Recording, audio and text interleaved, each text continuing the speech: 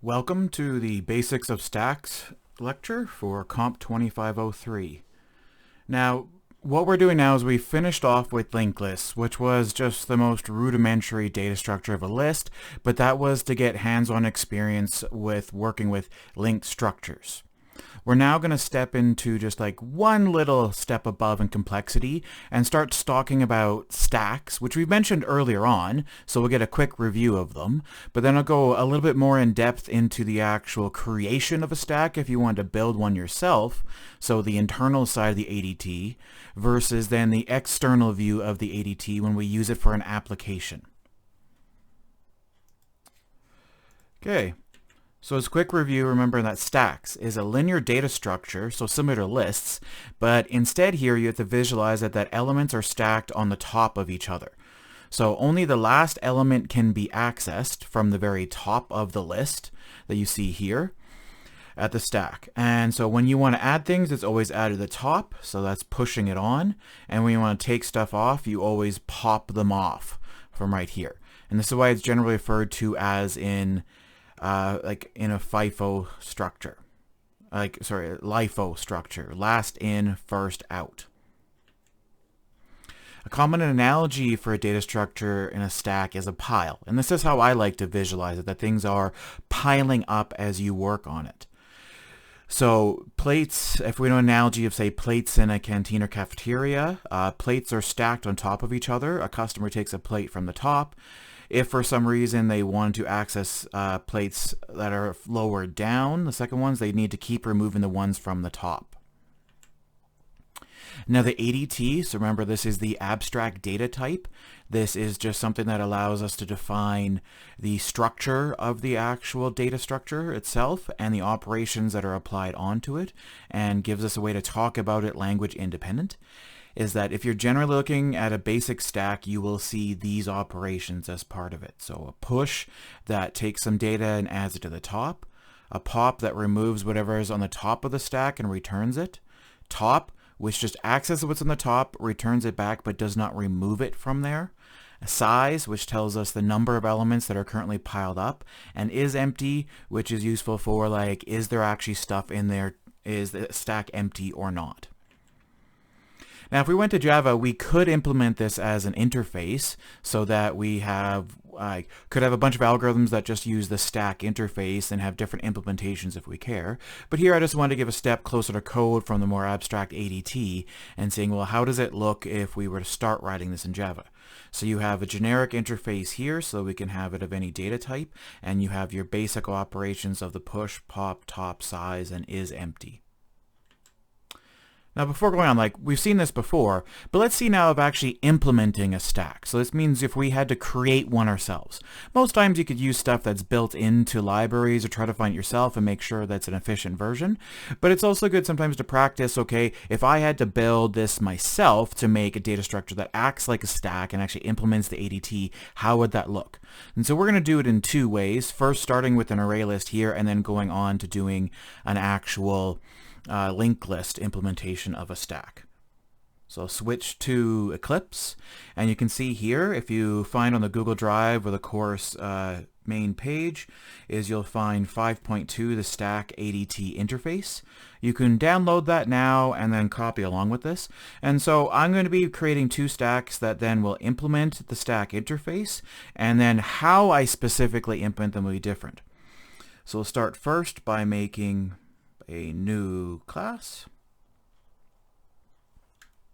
stack array list. Finish.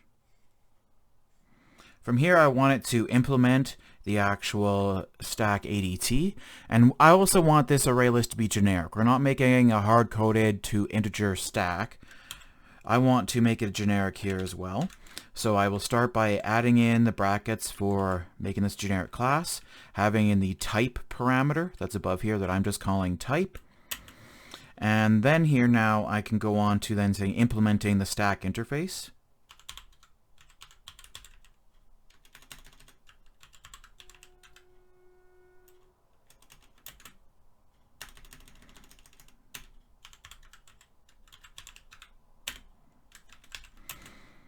And again, this will be the stack that I've created here. So we're in the same project where we have the stack interface. I've got my stack array list. And here, this is a generic interface. And so we need to pass it the type it's going to work with. And what we'll do is we'll just go type, which will pass through the type that's given to the stack array list here, and we'll pack it in the interface. And so it means we're making, again, a generic class that implements this generic interface. The next thing with interfaces, you must implement all the methods that are defined in it. In Eclipse, we can quickly do this by going over the class name and then going add unimplemented methods. And this will then start plopping them in here. So these are the operations or the behavior of the actual class that we're creating, and we'll start by making the state. And here is that we're going to keep all the data inside of an array list, but we're going to modify that. The way we add it to the array list and the way that we remove it follows the actual requirements of being a stack.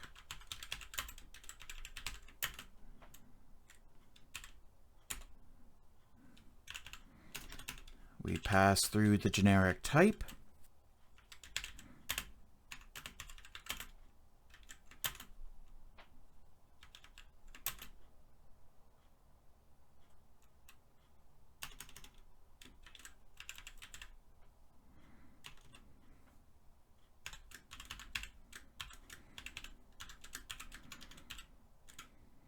Okay.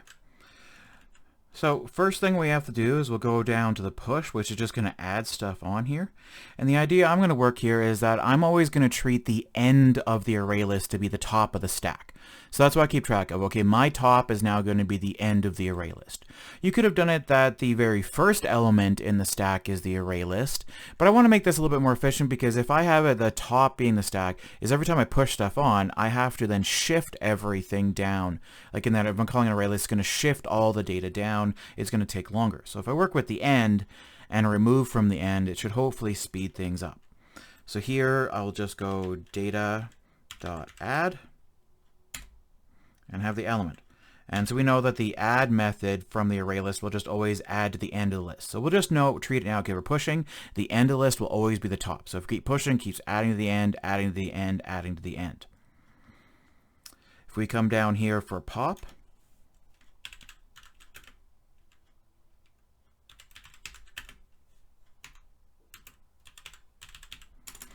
I am going to make a variable that's going to hold the generic type that's given back. I'm going to set it to null in the very beginning. Value here. And what we're going to do is that we have to worry about, again, with implementing the pop, that if the stack is empty, we can't take anything off from it right now. And so I'm just going to do some error checking to make sure first that, okay, if the data dot using the isEmpty method here, if it's not empty, I will actually take data out from this. Otherwise, I'll do nothing with the actual array list. And so if the stack is empty, a null will just actually be returned back here. Otherwise, I will actually make value to be from the stack. And so now here with the pop, we're taking it off of the stack. So we have to use data.remove, and we need to give it an index. Here we need to get what's the actual very last element. So we can go data.size here, and we can't just put in size, because remember it starts from 0 up to 1 less than 1 the size. So the very last data element in an array list will always be at your size -1. So removing it from here. So this will actually remove the last element, put it here, and then we return it. And so this will follow what the pop is supposed to be done. So we've got push, adding to the end of the list. When we do pop, we take off of the end of the list. So here we're treating, again, the end to be the top of our list that we're working with. The top here instead has to actually get the data, but not remove it. So we can start by taking what we have here in the pop method, so that if it's empty, it'll be null, but we just don't want to use the remove method once we're done. So far it's the same, but I don't want to redo the move, so I can instead is just use the get, which will not remove it. So we'll go and get the last element on the list and return that. So again, so far we've still got now made the data. We're treating that throughout the top will always be the end of the array list. So we're adding it onto the actual end. Here then we are popping it off, so we're doing the removing from the end. The top also goes to the end, but we're using get instead here, so it doesn't actually remove that last element. And now we go to the last ones here of being size. This one's real easy. The array list already keeps track of its own size, so we can just go data dot size. Easy. And we already know that the array list has an isEmpty method, so we can just use that one as well. So here at any time, you could have just used an array list and treat it like a stack. Here by doing the interface, it means that we can write some code that works with the stack interface but doesn't care about the implementation. And we could switch out the implementation to see what was the time complexity of it. What was the big O or the growth function of the push versus the pop versus the actual top methods here. So that's one. So we've got that done, and that's just one implementation, so it's the stack. But now let's go back and make the same stack, but instead we implement it using a link structure kind of environment. So we're going to do a singly linked list for this one. And I'm doing this just a demo to say that, well, you have the stack, and why we have the ADT is that a stack is a stack is the stack, like no matter what you have from the external standpoint of the ADT. Internally, when you're making the actual stack and using something to actually implement what those operations are supposed to do on the way that you're storing the data, well, then there's different work that needs to be done, and you need to then worry about, well, what's the the asymptotic complexity of that method. So as we start having more data come in, how long does the pop take to operate? How long does the push take to operate? Because that's going to affect any actual like algorithm you use to implement the stack afterwards. Okay, so if we come in here for code, we're going to have to start a new list. So we had before the stack array list. Now we're make a new class for linked list. So stack linked list.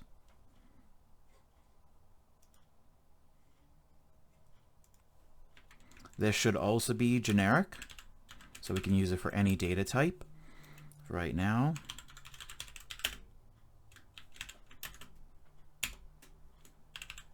pass through the generic type, get Eclipse to generate the unimplemented methods, and now we're going to have to start going through building our link structure. So to do this, we're going to have to make a new class that represents the actual nodes itself right here, and we're just going to do a singly linked list, so we'll have to make a new class here again as well. Just calling it node, just to keep with conventions. This should be generic. In here then, we'll just have the first off for the state. Boom. The data that's actually going to be stored. Then private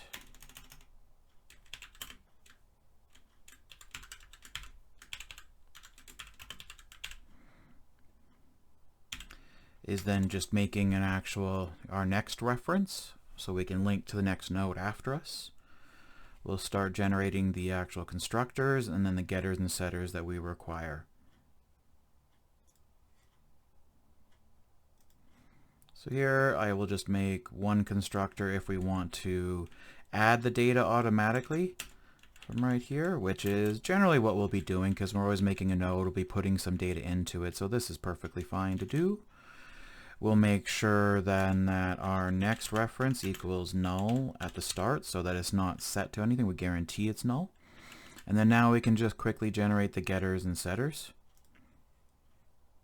for both of our data. So we'll both need to get the data, maybe you need to set the data later on to get it out of the actual node itself, whatever from here, and we'll definitely need to get and set the actual next references.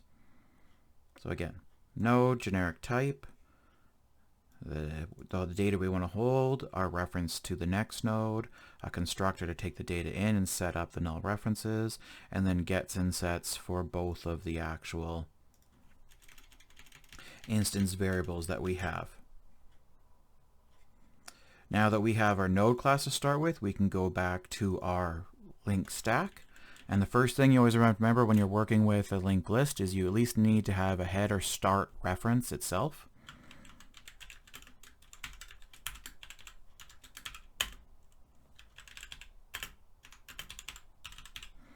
right here. And so we're not doing an end reference for this one. It's just a single linked list. We only have to keep it to where the top is. And so in this case, I'm going to treat start as the top for the actual stack itself. Preemptively, we need to know that we need to keep track of the actual size.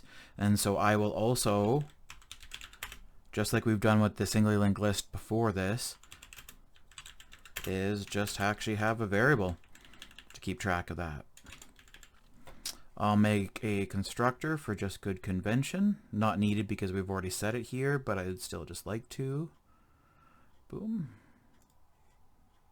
We don't need those. Generate.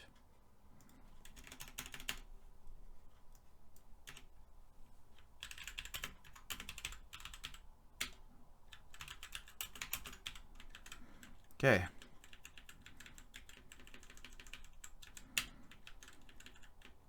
First thing I'm going to do, just to make it useful for code, is I'm going to go down and just do the size and is empty first. We know then that if start's null, it's empty, and we know that the size variable will always contain the actual size. So we can use either to start implementing these. Like say for size, this is easy, just return back that size variable. For the is empty, we could either check if size is equal to 0 or if start is equal to null. Either of them are perfectly fine. I'm just going to go start equals to null to be the similar as we've done before. Now I'm doing these just so that I can now use them in the above methods that when I want to add stuff, so pushing stuff to the start of the stack and removing stuff from the stack, I want to check first, like we've always done with linked lists, of is it empty or not. So in the case here for the actual push, you know, first if we have that our linked list structure is empty, or linked structure is empty, then all we need to do now is first start adding the node. So I'm going to first make a temporary variable or node to hold the data to start with.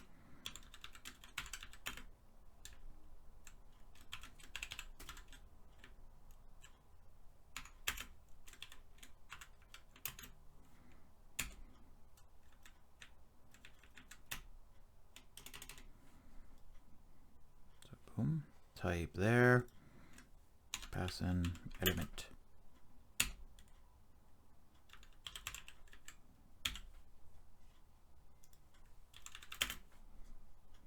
There we go. So making the new node, that's going to hold it, and then now we'll link it into the structure.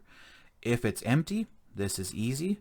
Then it's just start equals that new node that we just made. We have from right here. Otherwise, go for else, then we know that we at least have one element in the list. So we need to go through our steps like we've done before, where you link the new node to the start. So first, and we don't want to move the new node yet, so new node dot set its next to be the old start, which would be start here. And then we move start back, equals new node.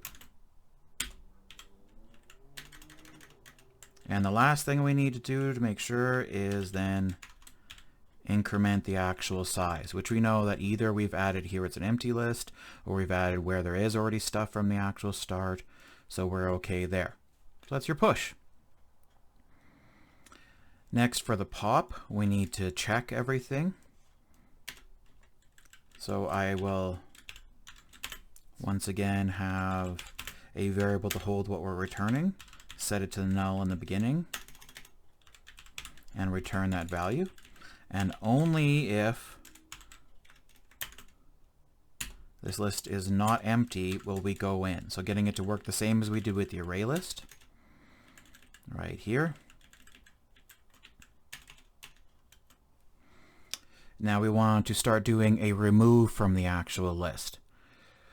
So what we can do first, like if it's empty, if it's empty, can't return anything. Otherwise, we have what's at the start, and we're going to have to be moving stuff around. So first, we should get the data out. So we know our top is where the start is. So start dot get data, which will get the data out. Next, we want to make a temporary object reference, just to hold on to what the start is right now. So equal to start. Right here, we want to move the start forwards.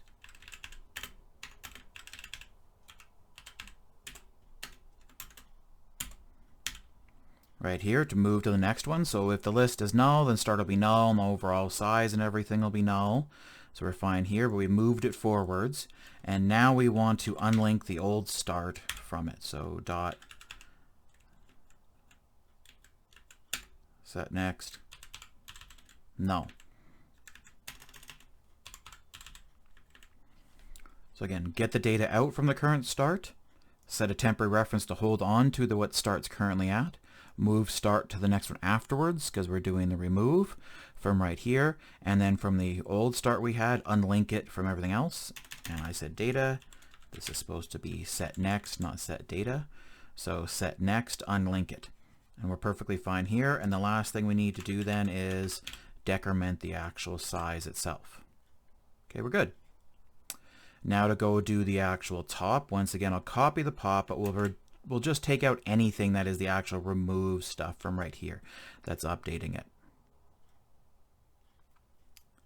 Okay, so we have top. You have the getting the value. If it's not empty, get the data out, and then all we have to do is just remove anything down here. This is it. So don't do the remove, just where start is, get the data out, and then just return that value. So if it's empty, it'll return null. If it's not empty, it'll get the data that's in the start, which we're treating as our top right now. There we go.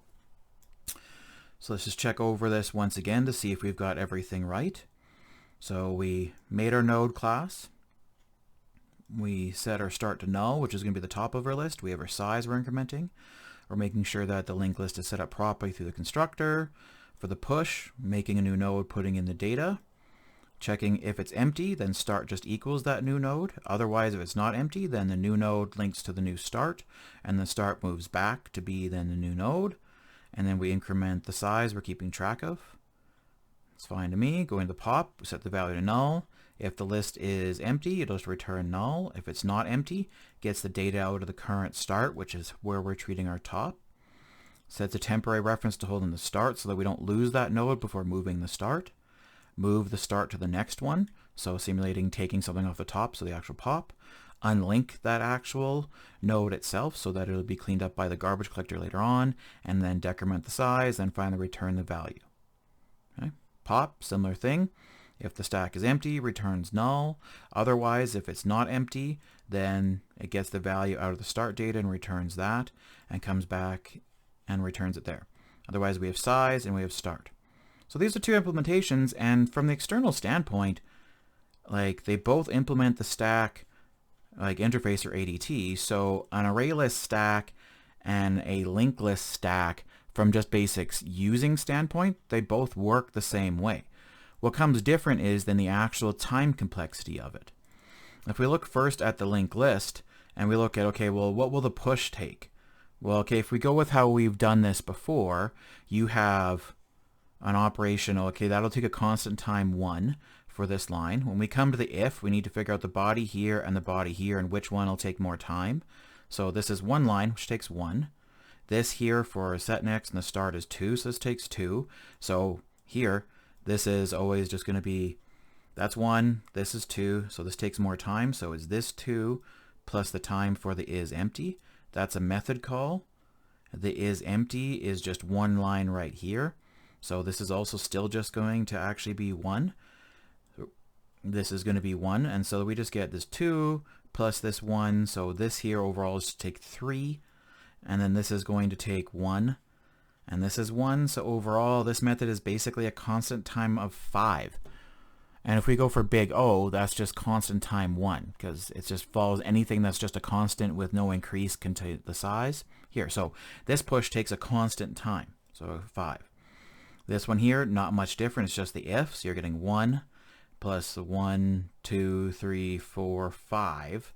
And so this is just constant time again for 6. This is constant time again, where it's 1, and then like 2 plus 3.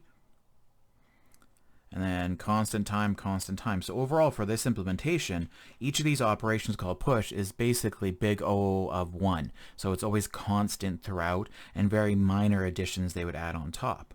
Whereas if we go to the array list, right here is you have this add, and so in the beginning this will be constant time as well. But just remember, the array list is working with an array, and it has a set size. So after a while, with the push is it'll reach a point where the array that's internally inside that array list is of a set size, and it's going to need to resize. So it needs to then make a bigger array list and copy everything over. And so we will get this kind of like performance hit every once in a while when we've hit that maximum size while doing the pushes. When doing the pop, this is okay because here we're doing it from the actual end, but this will still take a little bit of time because it's not going to shift anything. It's going to go to the end and remove that actual data, so it's a little bit more constant time. It's not going to be worse, but probably a little bit worse than the other pop. The top is similar, just getting from the end, and the size is empty from here.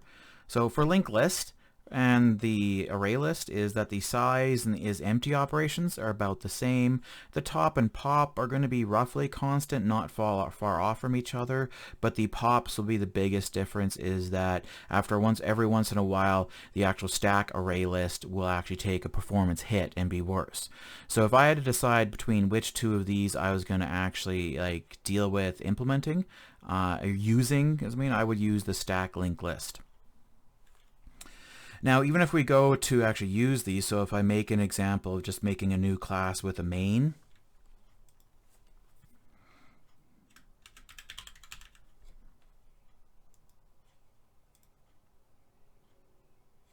the idea is that I could start using any stacks that I want. So let's say I want to do it with integers, using first as the actual variable type is my interface right here. And that is, again, with these interfaces, they can hold references to anything else that I want to, like anything that implements that. So I could make it say first in a stack an array list they're working with, and then I can just go through pushing and popping stuff on. So let's say I go s.push right here, and I'm just adding in 1, then 2, then 3. Now I can do it similar to a loop to go through getting rid of everything. So while not s dot is empty,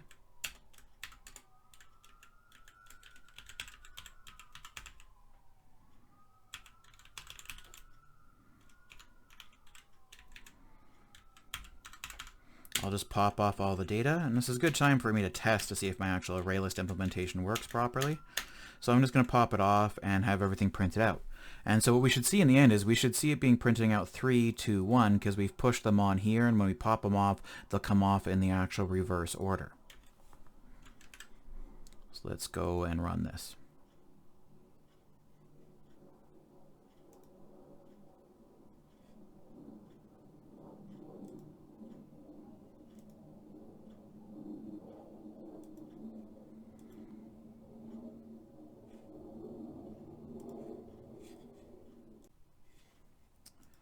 Just remember here, typing too fast, put the new in front of the actual stack itself. Right here, so making this interface right here, make a new object of our type array list, go through pushing everything on, pop stuff off.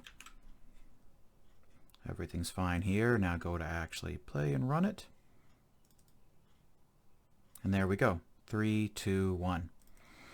Now remember, we're on the outside of the ADT. So before, when we're working on the inside here for the array list, we're on the inside of it. We're making the stack do this. We have the operations. But from the actual main, it doesn't care about how it's done. It just cares that you have pushes. Do you have the is empty? Does it have the pop? And does it work in the way that actually matters? So when we have this, I can now go and change this code over just right here to be the the stack linked list this time. And nothing will have to change. We're taking advantage of how like interfaces actually work, but the rest of this should work the actual same. So the external algorithm itself, everything should come out to being the same. So we get 3, 2, 1. Yep. Just like we expected before. So it works exactly the same. It's just two different implementations. And now what we were more worried about now is, well, okay, how long does the actual operation itself take for that specific implementation? So that's asymptotic complexity. And deciding upon, well, which is the best implementation to use for the time-wise and what we care about. And then otherwise, externally, is just every algorithm uses a stack and use any stack that's there. We just modify the actual implementation to make it run faster if we need to. Okay. So There's some basic implementation. Let's go back to the actual notes itself. So we're done doing, again, one implementation with an array list, another with the linked list itself. Now, normally you wouldn't have to go through doing all the implementing and creating the data structures yourself. If that's not your job and you just want to pick one that's fast or just one that works for you, you can then use something that comes from a built-in library. So either it's built into the language itself, or you go and look for someone who's already implemented the library itself and you add that to your program. So here, what you actually have is in the Java collections framework is a whole set of classes that have interfaces that were built into Java in the very beginning when it's sent out. So that's where you got things like the array list. So that's where you have the ADT of being a list, and you get array list, linked list, vectors, and the stack, which actually relates to being a vector. You get things like queues already here, and other data structures that we'll be talking about in the course. Already they're implemented for you in their own way, and they come back to being all part of this collections class that then can be iterable, that they wanted to design. So Java does have its own built-in stack class if you want. And so just like you've used in java.util for the array list, there is a stack class in the actual, in java.util. So it's a generic class. It extends vector, which is similar to an array list, with the operations that allow you to add and remove and treat it like a stack. The usual push and pop operations are provided, as well as a method to peek at the top item on the stack. There's also a method for testing whether or not the stack is empty, and a method to search the stack for an item, and just a few extra things that they added on top of that itself. So if we go back to that example that I just had in the code before, is we are working with our generic stack interface. But what we could do now, instead of having the rest of these, is I can just search for stack, but I want to make sure that it's in the util class. So I can just go like import java.util.stack, doing the full name to make sure that we're getting from the Java util class, and I am doing java.util.stack.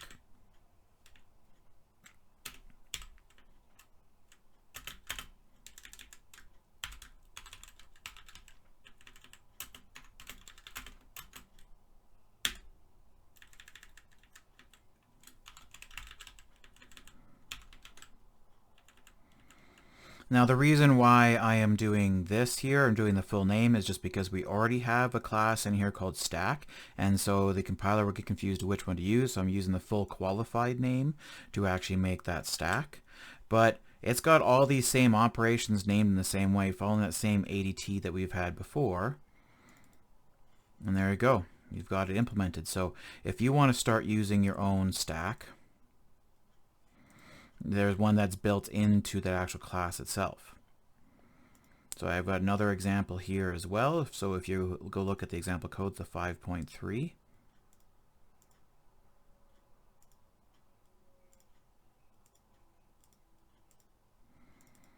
you can see the same example here where we're now importing java.util and then making the actual stack and using the operations, or stepping through it to print everything off, or even doing things like reversing a list and doing that. This is an example of reversing it using an array, like using an array versus using a stack to actually reverse stuff. So examples that you can go take a look at.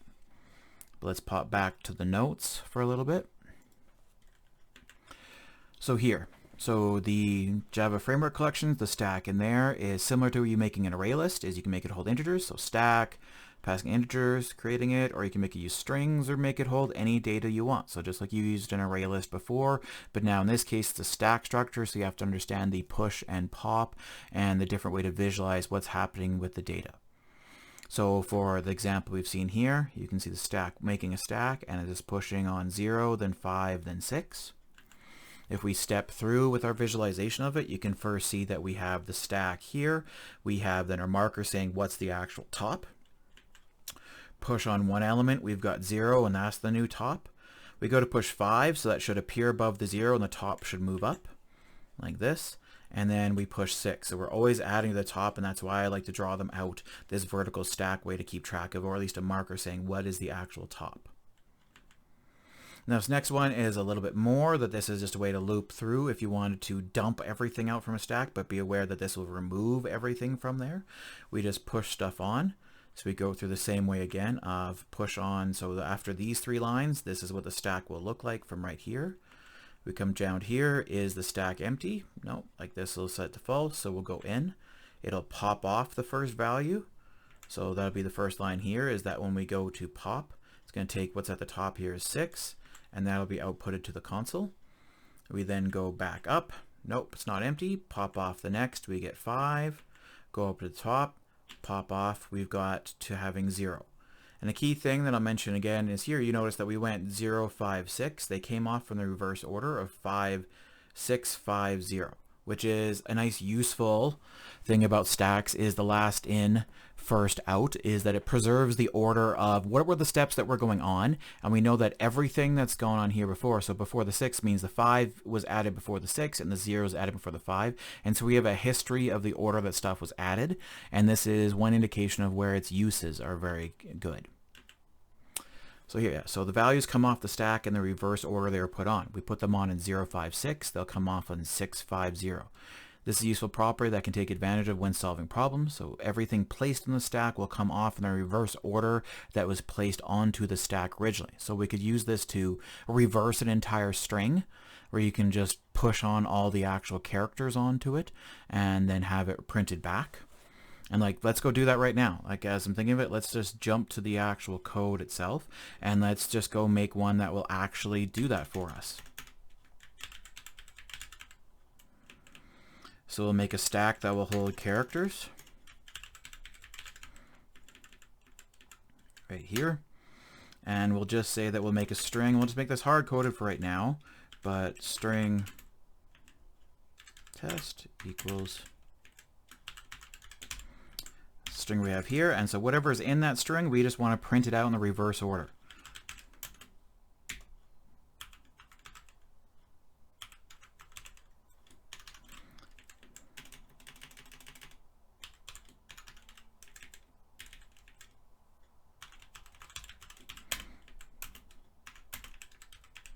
Print it out in its original, and now we'll just go through reversing it. So the first step is to basically, there's different ways we could do this. So just solving this with a stack. You could use a loop and print from the last character to the first character and set that up properly.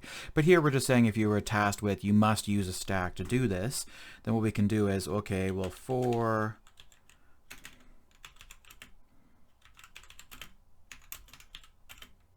count is less than test.length.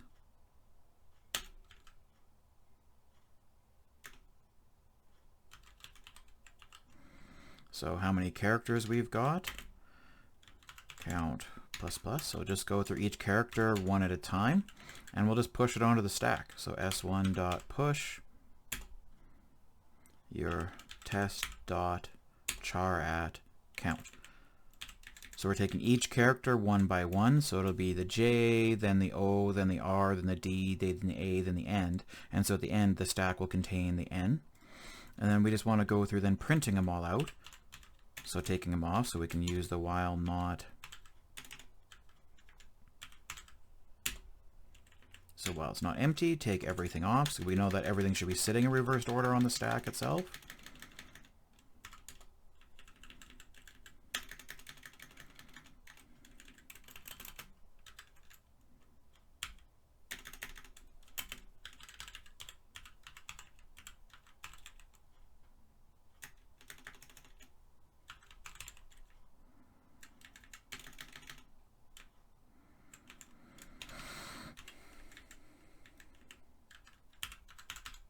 Pop it off of the stack, and we'll just make sure then that the boom, print ln at the end right here, and we'll do another print at the beginning just to add a marker for it.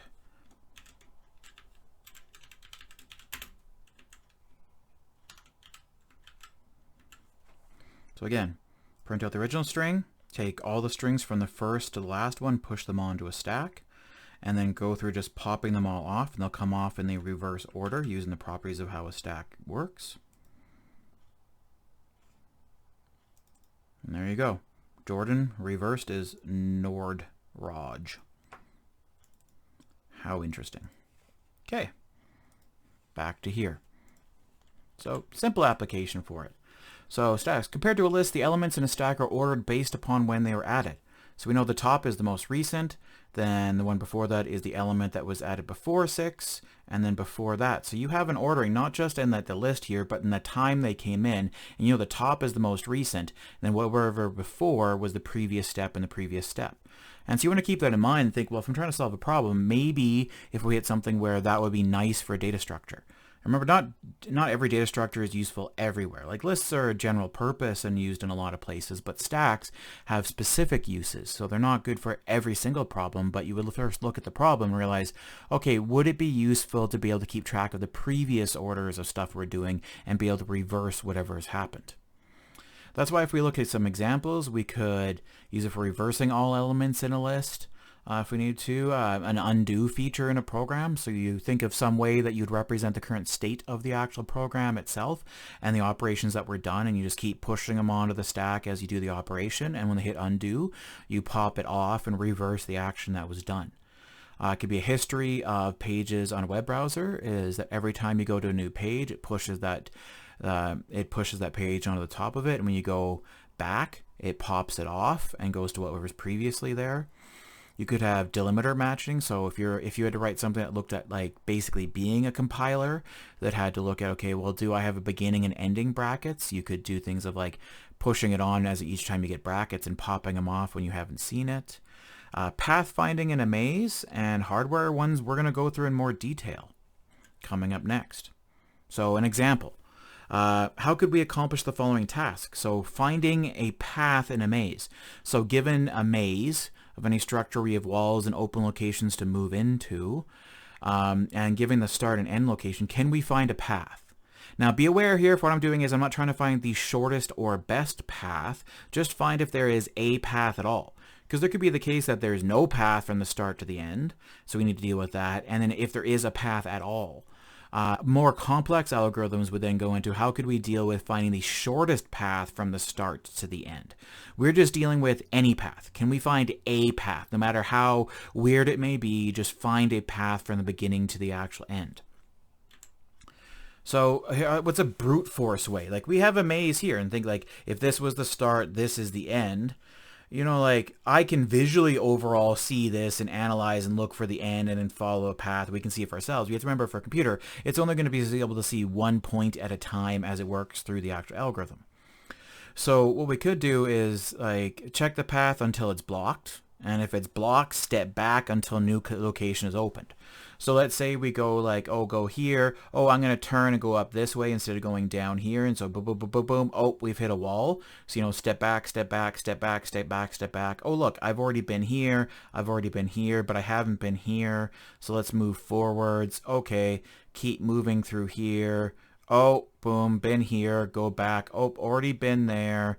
So let's go up. Let's go up. Let's go up. Go over. Oh, hit a wall. Go back. Oh, here's an end.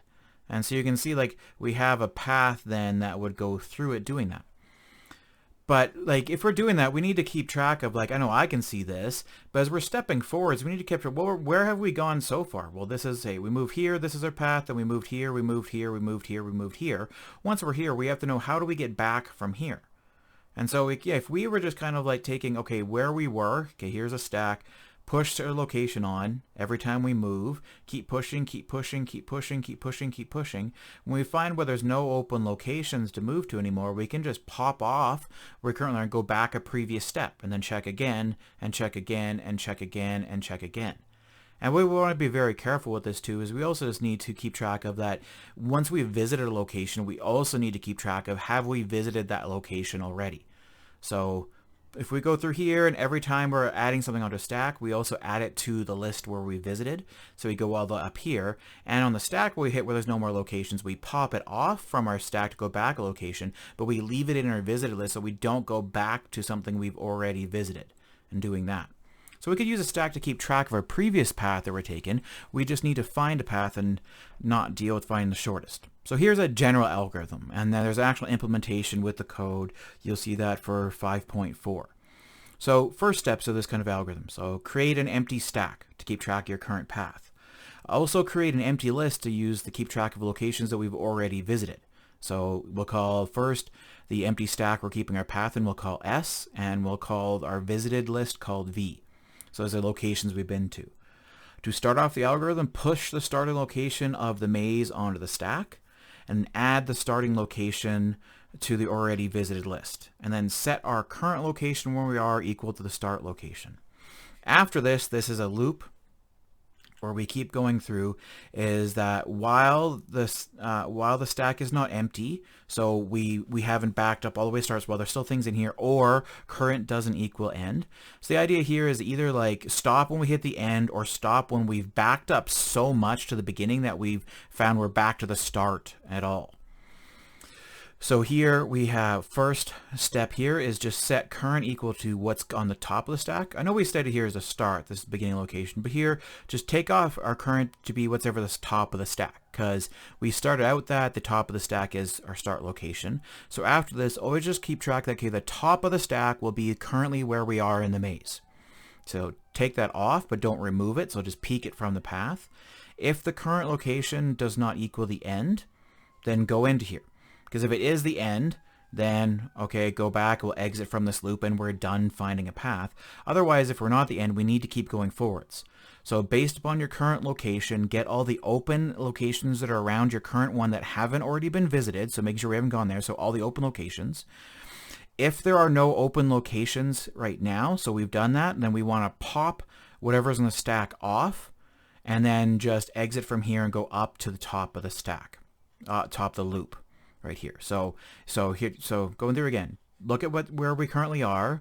If it isn't equal to the end, find all open locations. If there are no open locations, just pop whatever's on the current in the stack on and let it go back up to the top. So when we do the next peak, we're back to the previous step where we were.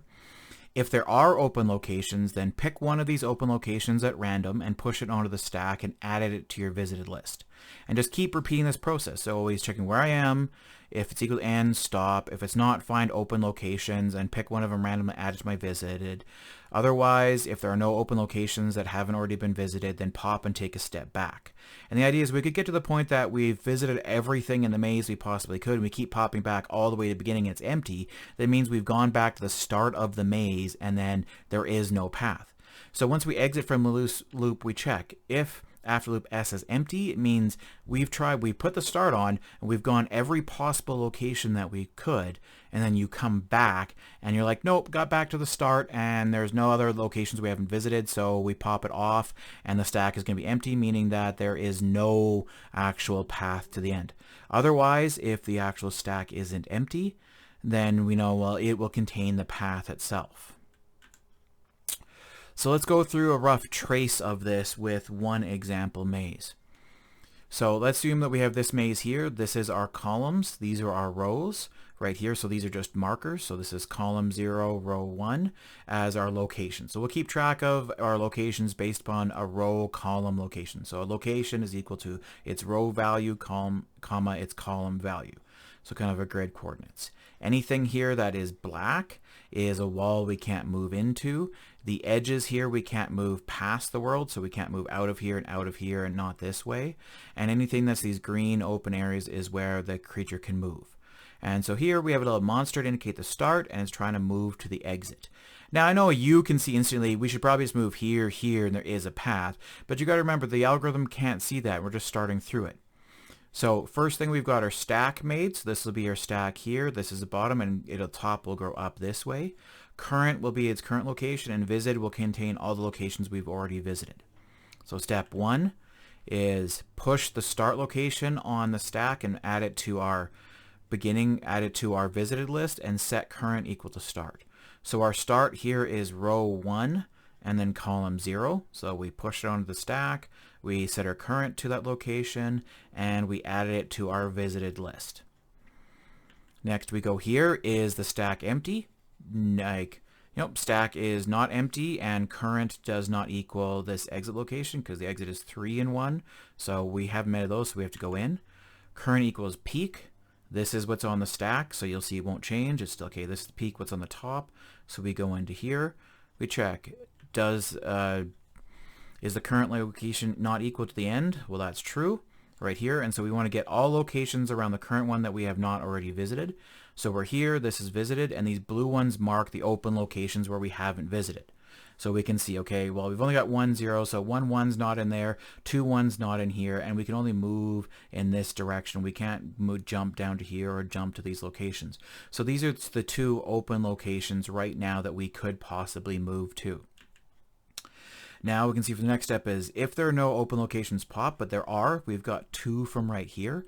So we won't be going into the if part here. We'll be going into the else and picking one of those locations at random. So what I'm going to do is, yes, this would be the nice pick, and we're going to say at random. We're just going to do a case where it has to do a backing up step where it's gone down a path it shouldn't before going here. So I could have randomly picked this one and then would have gone on and we're okay. But next we're going to be like, okay, no, well, let's say it picks the 1, 1. So we've come down here, pick one of them at random. So we've picked this location, and what we have to do is we push it onto the stack. So before we were here at 1, 0, we're moving to 1, 1 as one of the open locations. And so 1, 1 gets set on the actual stack itself, and it gets added to the actual visited list. And then we exit out of here and go back to the top of the loop, and we'll see, is stack empty? Nope. Is current equal to the end? Nope. So we do a peek from the top of the stack. Top of the stack is 1, 1. So we're here. So that's where the little monster thinks where he is right now. Check if the current doesn't equal the end, that's true. So now get all open locations we haven't already visited. So right here, 1, 0 is an open location, but when we go through here, we can see, okay, 1, 0 and 1, 1 are both in the visited list, so we do not include those in the actual open locations to move to. Instead, we've got 1, 2 and 2, 2 we could go into. So it's not, and we know open locations are not empty. So we'll go down to here, and again, it could have gone down to here and down to pick, but we'll say it's picking the 2, 1 choice. And so you get, again, is that it's going to go from here to 2, 1, 2. So it'll pick one of these random. We'll say it's going to pick this one right now. Could have picked this one and continue down, but we'll say it's picking this because it's random. We said that from now on. Just pick one of them at random. For right now, goes here to 1, 2. So that means that 1, 2 will be added top of the stack and will be added to the visited list. So you can see here, top of the stack, we have the visited list. Next thing again, we're not at the end. Okay, it's not equal to the end, so find open locations. We've got these 2 again here as well. So 2, 1, it's not in the list. 1, 3 is not in the list, but 1, 1 is in the list, and the actual 1, 2 is in the list. And so we know here we're not going to go into the if, so just stepping forwards. We're going to assume it's picking this one because I want to show demonstrating when it hits a dead end, what does it do to backtrack to move back in the actual algorithm.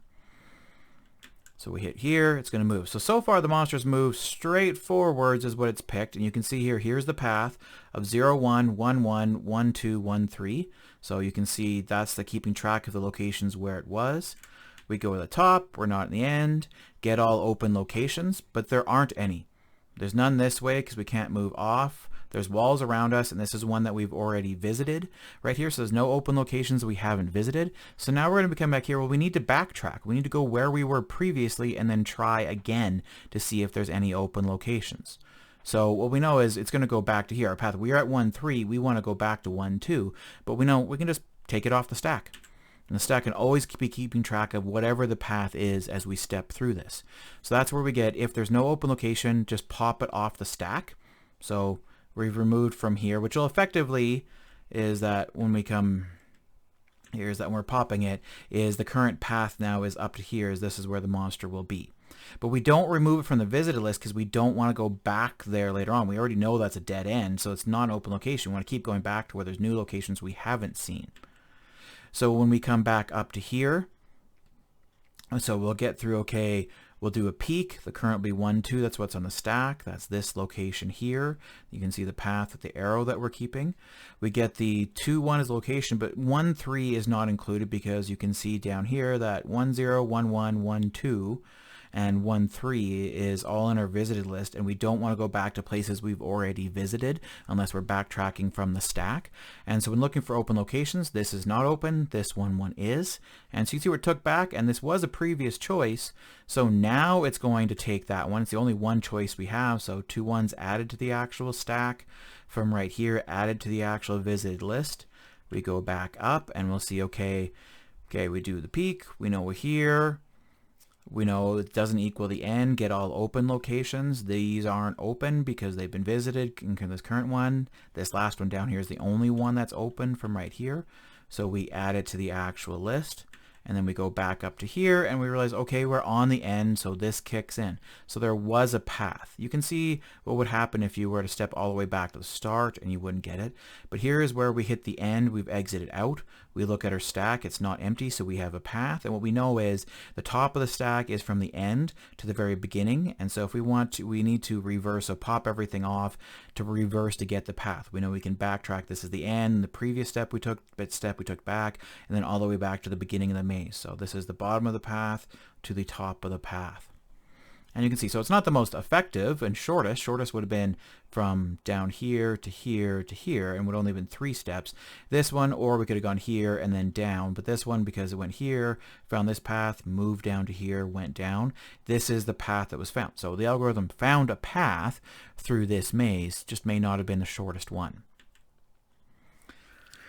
Now, again, you can go through playing with this to make these shorter, but there is a larger actual implementation that I have done. So you can see this if we jump back to the Eclipse code.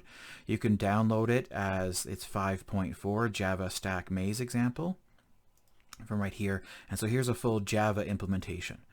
Where one is I started by making a maze class just to represent the maze itself with the icons you're working with. It uses a 2D array to actually represent it itself to keep that row column location.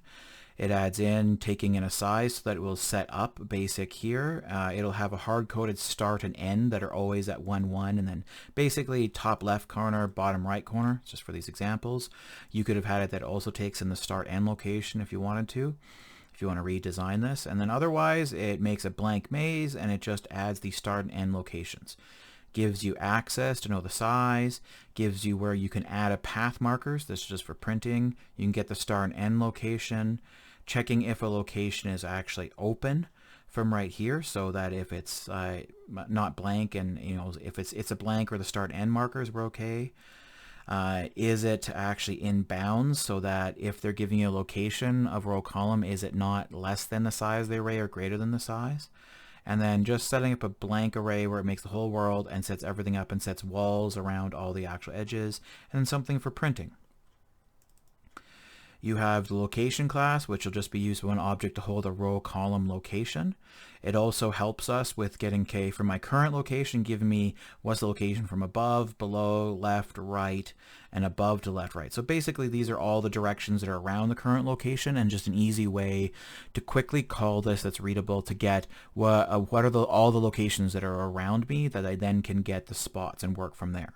We can print it out, and we have a method for doing equals, which was just overridden just for comparing these. This is going to be very useful if you want to use the ArrayListContains method, is that we have to override this and properly compare the data, which in this case is making sure that it's the right object of our type, and then just comparing is the row and column the same between this current object and the one that's passed in. So very important when it comes if you want to use the contains method for the array list and to use it properly. After this, then we can see I got 2 examples of mazes. So one that extends a basic maze, and this one I'll just do a hard-coded, so it just takes the 2D array in and allows you to hard-code it. So it finds the start, end, and then allows you to have the rest of the operations. And then there's another one that will just generate a maze randomly. It's not as important, so maze random. This one here extends maze, but then it generates a random maze from right here using a recursive algorithm. So we'll talk about recursion coming up in the course, but if you want to look ahead, you can take a look at this. The algorithm is based upon the link you can see here from Wikipedia, but using this, that it'll randomly generate a maze. It may not look super pretty. It's just a basic one that adds random walls and adds random doors in to it. Now, what you'll have first off is there's 2 mains, so hard-coded maze main. So here we can see a hard-coded array list where you have a start up in this corner, we have an end here, and we have this kind of dead ends or paths where the algorithm have to go through. So we make the maze, we print it out, we make an instance of our solver and right here, and then we tell it to solve the actual maze and give us back the path as an array list, and then we go through adding that path to the array list. The solver itself, you can spend more time if you want to, is just implementing that same general algorithm I had before. Keep the maze, I keep the start and end location. We have the find path, so we make our stack that's going to hold the location objects. So that's our stack S. Our stack via visited is an array list that holds location, and very important that I've overridden the equals method so I can properly use the contains method that's inside the array list. I get the start and end location for the actual maze, and then here you can see here, push the start location on it, add the start location to the list, and then while we're not ending from right here, we check, okay, is the stack empty? Then break out. Otherwise, peek off what's on the current top of the stack for our current. If current is equal to the end location, then exit. Otherwise, then right now we just basically take our current, which is the top right here, we pass in the list here, and this will find us all our open locations. So get all the open locations. If there are no open locations, just pop whatever is off in the stack. Don't keep it because it's already blocked out. We don't want that to be part of the path. We've hit a dead end. Otherwise, add a location that we came right here. So this will find an open location around here. So all the open ones return us back one that's random. Otherwise, we add that open location from right here and then add it to our visit list and continue that on. Once we get the path after here, we just take out everything from right here, and then I'm doing this start.add at the beginning so that basically we take it that the whatever the top of the stack, this reverses the path properly. So I can simply say there. Our finding open location goes through getting all the locations we have around the current. So here is calling the current location, calling those methods we made to get all the location points around it. And then calling collections.shuffle just to randomly change these up. The main reason why is that if I add these to the list later on, I'm checking for the first one that's open and just taking it. If I always just did that, it's always going to try to move above first, then below, then left, and the order that it moves will be the same. This is just kind of randomizing it up that, okay, get all the locations, shuffle them all up so they're in random order, and then start going through them one by one and just take the first one that's actually open. And so this allows that it kind of moves a little bit more random than always trying to move up and like up first, then below, then left, then right. So once we go through the locations, I pick one of them. I check, is the location open? Right here. So is the location point I have within bounds so it doesn't go past it? Is it, if it's within bounds, then does it actually go to that location? And then already is it not in the list? So have we already not visited it? So I'm using the contains method here, and I've made sure that I'm overriding the actual equals method. So that's what it talks about down here in the containing. So is location within bounds of the 2D array? Is location open to be able to move on to? And has it already not been visited? If that's true, then take this and exit. Otherwise, if we get all the way down here and we've checked all of them and it's null, then there were no found locations. So this is that same kind of math pace finder. So I go back to the main. We can actually now run this. And here, and you can see here's the original maze we went through, and the path is marked by stars.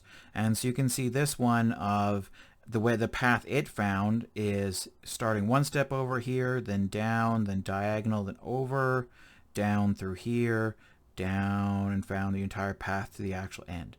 So it did find the actual path through it. Could have been more efficient by like not going one step here but here, and then would have found it all the way down to here.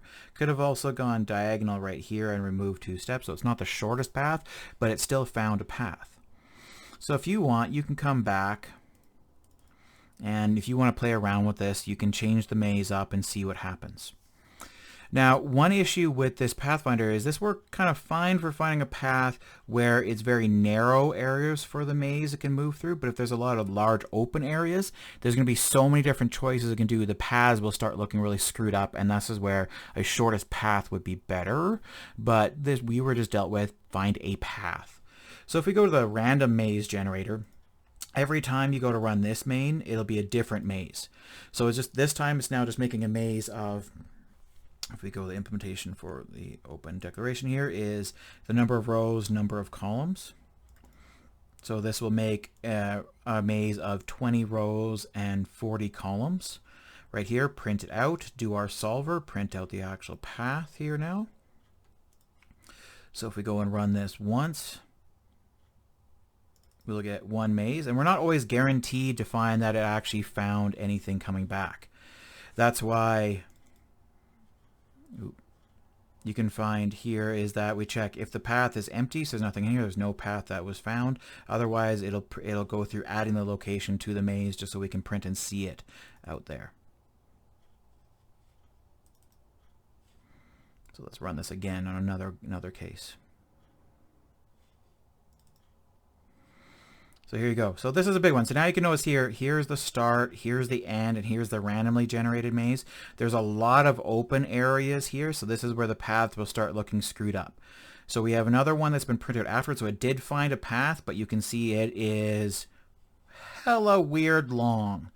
Like, I don't know where to start from just because I printed stars and I didn't put a marker on this, but you can see where it fills in that there would have been a lot of random walking around from right here in this really super long path, whereas it would have been nicer just to kind of go through these shorter kind of different things. But that's the next step. You could take this solver and see how could you make this shorter from right here, the end of the long, like maybe how it picks the next open location to move to should be a better thing, or maybe we need a different data structure and a different algorithm to help us find some paths through the actual maze itself. But this did find it. So let's go generate another one and see what happens. So here it again, it's another one that's open, and it did find a path. So it looks like it tried moving here, hit some dead ends, here went through, down, around, through here, jumbling back and forth until it finally got to the end. So a very confusing path. If this was a path using some kind of NPC to move through this maze, it would look really screwed up. Let's generate a few more and see if we can get anywhere there is no actual ends that are generated. Yeah, so here we got one. Here's where this is a randomly generated maze, and look, the end, there's no way to get into there. Like, this is all locked off. Whatever way we try to get in, there's no way to get through into there, because we can get into here, but we can't get out of that one. So this is where you can see it found no path, so it went through, and there was no path at all. We do it again, still no path. Oh, now got a maze where it was able to find it. So all these, each time it's randomly generating an actual maze and putting some walls. Maybe getting a different algorithm. So no path for that one. And there was a path. So there we go. As I said, doesn't solve it always the best, but that's that first solution for an algorithm. So now you can go back and think, well, how can I modify this algorithm? You can see how a stack made this a lot easier, is keeping track of where the previous steps we were and just basically doing a backtracking. And maybe there's a different way to actually do this to solve it. Maybe there's a different data structure, which is if you look at graphs and look at things like Dijkstra's algorithm. So if we represented the maze as a graph and instead use this different algorithm called Dijkstra's, we could actually do something called a shortest path algorithm and use a different data structure to solve this in a different way, which maybe we'll hit upon later in this actual course. So there's your one example. Now the other one that's going to be important is next we're going to be coming to what's called recursion, and we're going to need this when we go on to actual trees. But another way things that stacks have actually been used, and I've mentioned this at the beginning of the course, is actually your function calls. Of like an actual like program itself, your actual built-in computer has what's called a system stack that keeps track of the execution of an actual functions that you're working on. And so built into the architecture is what's called the system stack, and it is used to store all information about calls to a function and method. So even their variables and everything else, which is called an activation record, which keeps track of local variables as they're stored on the stack and when you return and where you're supposed to return to. So let's go through tracing example of what happens when you're running a program and you have your functions and roughly what will the system stack looks like. So in the beginning, you know that for most programs, you have to have something marked as a main. You know, for Java, you always have to have this public static void main, which is seen as the first function to call. So what the system does is, okay, main becomes the first thing that's pushed onto the stack. Then everything else starts doing its work normally. And when we have another function call, what it'll do is, okay, it will actually push on that you can think, okay, well, here's the activation record for the next function. So we know function 1, that's up here, that's in the demo dot, so example class, or an example. So we can get this pushed onto here. And what we know is, okay, well, we were in main, and then we went to function 1. So when this is done, we want to go back to main. So you can realize when this returns, we're basically popping off what's on the stack to know where we were returned to. So function 1 goes in to make a call to function 2. It gets pushed onto the actual stack. Function 2 does its work, and now when it's done, the system is just going to pop whatever is on the top of the stack and go back to what it knows that's below. So we had to call the function 2, but we know it came from function 1, and we know this order, the path of it. We went main, so we can even go back, boom, boom, boom, boom, boom. Then we went main, calls function 1, goes here, function 1 calls function 2, right here function 2 exits. So we go back down to function 1, so we return to the line where that call was from. And then we're hitting the end of function 1, so function 1 will be popped off. Main was the last thing, so we go down to the line where we had function 1 called for main, and it continues on from here. And you can see then for like the next step is then that will function 2, and we're in main. Okay, well it's calling function 2, so function 2 will get pushed onto the stack, but the idea here is this time is when we leave function 2, the system is just going to pop this off and know, okay, main was below the next thing that's on the system stack, so it's going to go down to that one. So I'll be going through this again when we go to recursion, but this is really important when it comes to like the system that it keeps track of that path. That previous order where we were is that when you have functions, it needs to know, okay, what was the previous spot that we were at?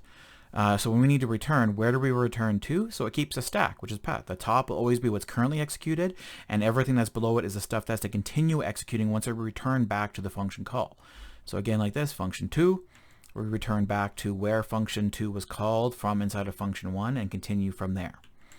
And so when we go on to learning about recursion, this is going to be really useful. But I'm going to stop that right now because we're going to review this when we get to there. And I just want you to remember, hopefully by this point in time this semester you may be getting more stressed, but just remember to check in on yourself, make sure that you're doing okay, and no matter what happens in this course, pass, fail, whatever, high grades, low grades, doesn't matter, you're still all awesome people. So continue on and have a wonderful day.